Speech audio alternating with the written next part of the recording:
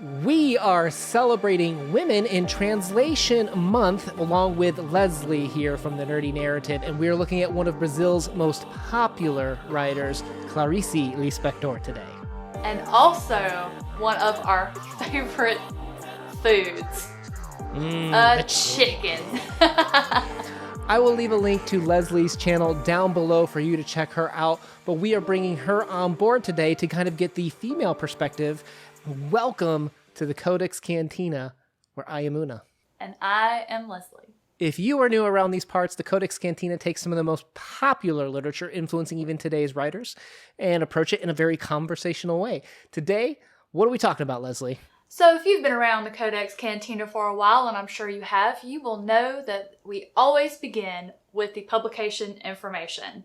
A Chicken was first published in the summer 1964 issue of the Kenyan Review, and our copy that we read was translated by Katrina Dodson. We will leave a link down below where you can read this story for free. Now, when it comes to Clarice Lispector, she was Ukrainian born, but she claimed that Brazil owned her and every part of her was Brazil. She's such a great writer and frequently kind of explores the divide between man and woman, hence kind of the design for our talk today. So the themes in this story are not those that I normally find when I read any of her work, which is why it's sometimes translated, I believe, into a hen, is because what does a hen do? A hen lays eggs. She's a mother. So it's like, what does it take? What makes a woman? Now for plot, we're going to go through this real quick because Clarice stories are not about plot, it's about the discussion out of them.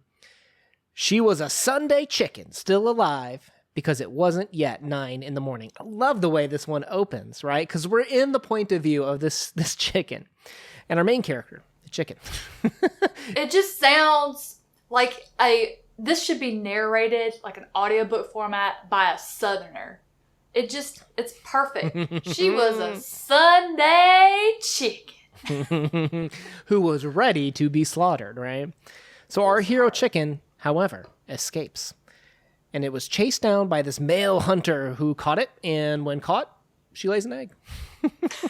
Family decides to keep the chicken upon seeing her lay the egg, so it lived with them, employing her twin talents of apathy and alarm, until one day they killed her and ate her. End plot. I mean, that was so sudden. Until one day they killed her and ate her. It's just like... It's surprising and it's entertaining in the same way that I think a lot of children's tales are, or our old myths when we think about them. It's very easy to read. It's very entertaining. It's surprising. And if you dig deep, sometimes there's some deeper meanings potentially behind what these characters could stand for.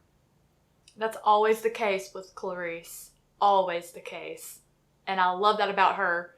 You take a 3.5-page story and you can really get some great material to just think about.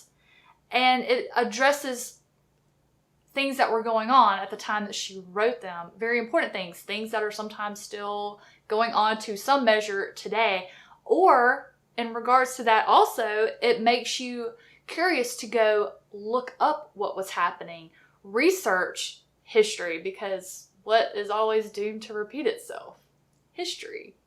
So 1964 Brazil, we need to kind of put our heads around the idea that perhaps, she was just writing a story and being entertaining. Perhaps also, though, in terms of Clarice's mirror of the world, maybe she saw this difference, this divide between men and women, 1964 Brazil. And perhaps she's even writing to some of that, right? Because if we look at what this chicken's value is to this family in this very small box of this family, which is hysterical to see them chase this chicken. And they're like, okay, we're going to eat you because that's your value, chicken, is you're going to be delicious, delicious meat to my family. But then when they catch it, what happens? She lays an egg. Right. She has a different value now. She's got a different value, both serving this family, one of being eaten, one of producing food to be eaten, arguably keep her around a little bit longer. She's providing nourishment. Her life is extending their lives, so to speak. Not only that, a chicken is actually a great companion. I don't know if you knew that, but chickens can live up to 10 years. So you have a great pet that gives you fresh eggs, and it can also be used as a tool that parents can use to help teach their children responsibility for caring for a pet and also where their food comes from. I love your view on it too, because you have authors like Steinbeck who will tell you that characters are as humorless as a chicken, right? So let's talk about some minor things, right? When the story opens up, like the way Clarice just kind of gently weaves this in there, where's the chicken found? Huddling in the corner of the kitchen. Oh, interesting. And once the chicken escapes, she's free to do what she wants. Where's the chicken put back? The kitchen. And is the chicken well understood in this story? No, I don't think that she is. We have a quote, her sole advantage was that there were so many chickens that whenever one died, another emerged. Very instant.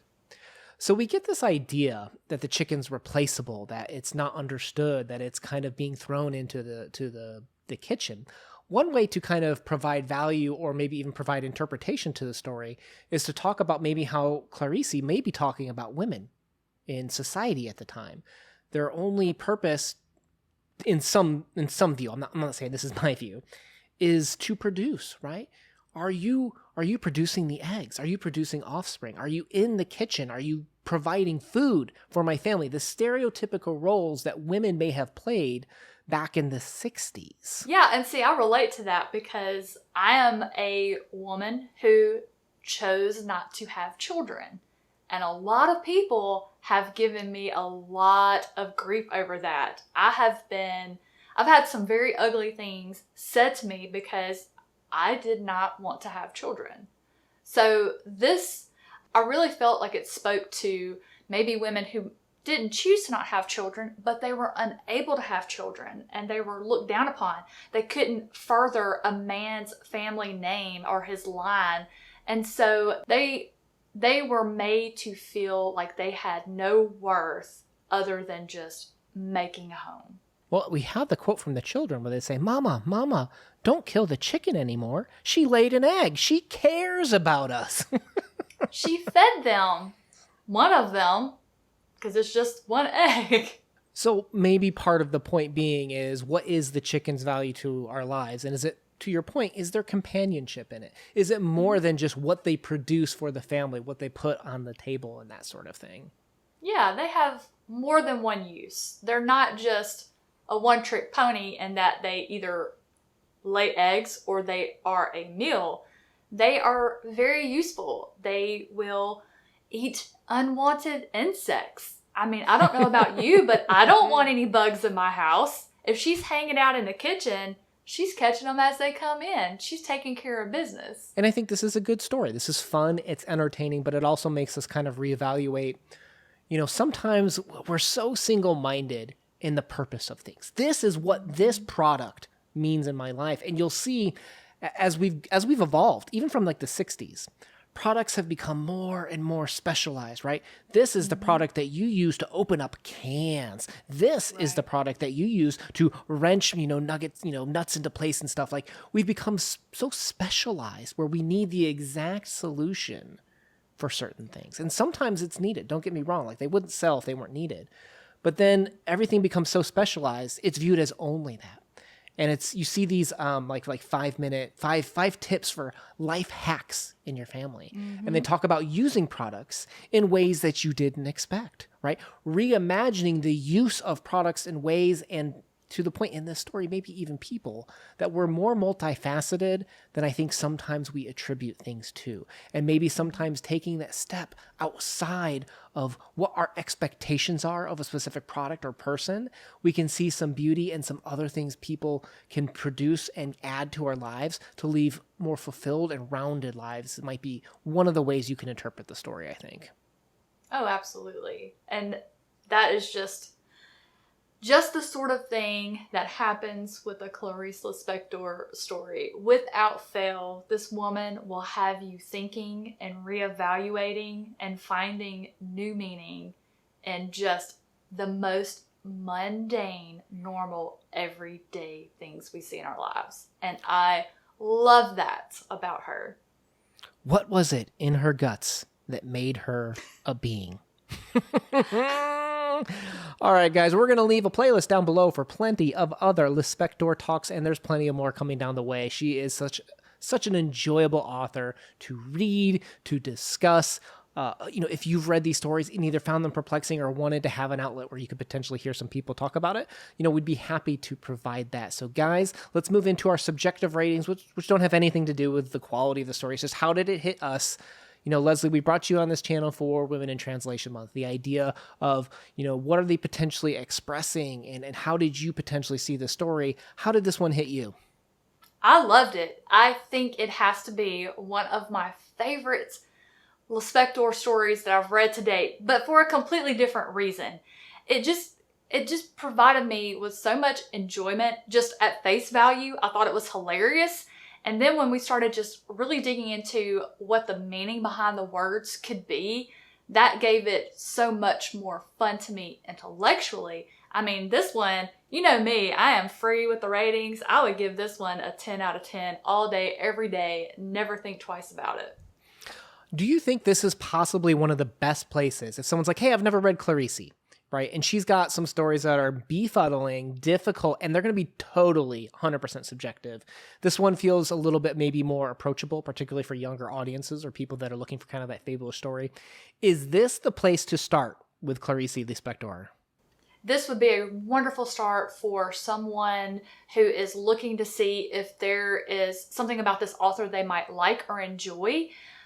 I would also try to find another one that I would pair with it because this one is so unlike everything else of hers that I have read to date in that it's so funny. So I would probably pair it with another one of hers, but this one just to get Let me hit you with one here.